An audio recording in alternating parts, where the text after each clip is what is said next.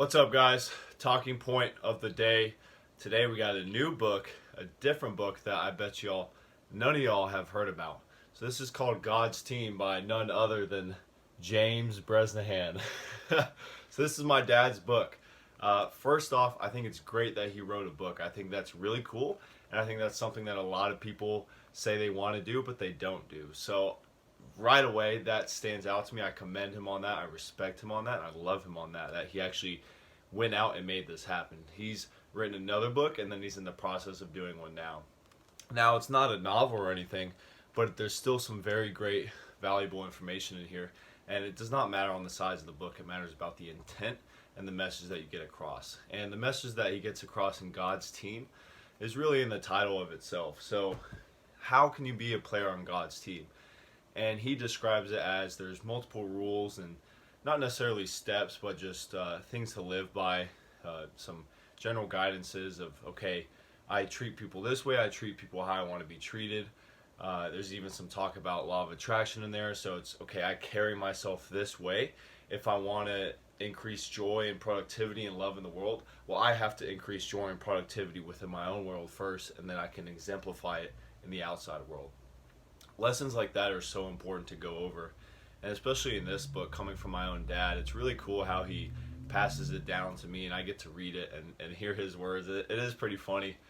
Sometimes I'm listening and I'm like, yeah, I can see him saying that, and I'm like, yeah, I hear him saying that literally as I'm reading it, because right, I grew up with him. He's my dad. So it was a very interesting read, and I actually got this and he gave it to me in 2012, 8 years ago, and I just read it this year.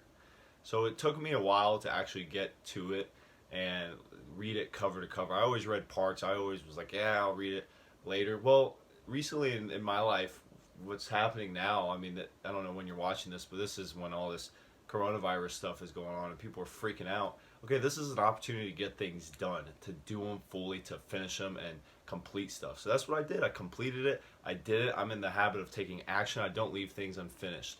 And even that's something that's in this book. It's, if we want to be on God's team, right?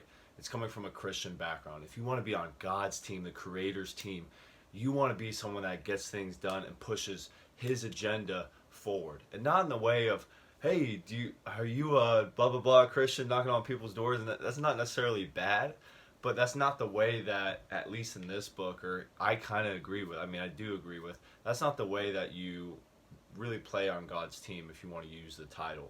So you play on God's team by just being a good human being in your own life, starting with positivity, starting with good self-image. You hold yourself to high standards. And when you do that, people see that and they respect that, and they're like, I want to listen to what he's listening to. I want to play on the same team he's listening to. I want to go to the church he's going to. Whatever it is, I want to read the books it doesn't matter. It's all the same thing. And I'm going using all these different examples because I know a lot of people get hung up on the Christianity or religion. It does not matter. It's all the same thing. Be a better you, be a better person, have connection to whatever you believe in, to whatever the higher power is to you. The universe, God, it doesn't matter. Have connection and know why you're here and live out that purpose. That is how you play on the team of life. That's how you play on the team of humanity. That's how you put more good in the world. And this is just a great book that has a reminder to do that. And literally, the subtitle is Making the World Better One Person at a Time. I can't sum it up any better than that. This is a great guide. This is a great testimonial and a great, just, you can open any page. It's not necessarily a story. You open any page and there's some gold nugget of information that can help you through your day and that you can relate to what you're doing. And I think that's the beauty of it. It's not a big book. It's a little book. It's on Amazon. I mean, just buy it if you're interested. If you want to improve your life in some way, if you think it's going to help at all, which it will, then just do it.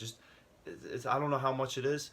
Let's say maximum $15. I don't think it's $15, but let's just say, like, this is, any money you spend on books is going to be the best money you ever spend, because if it helps just one day, if it helps at all, just 1%, and you keep that 1% the rest of your life, or that one day makes you make a better choice for tomorrow, for the tomorrow's version of you, that is worth it.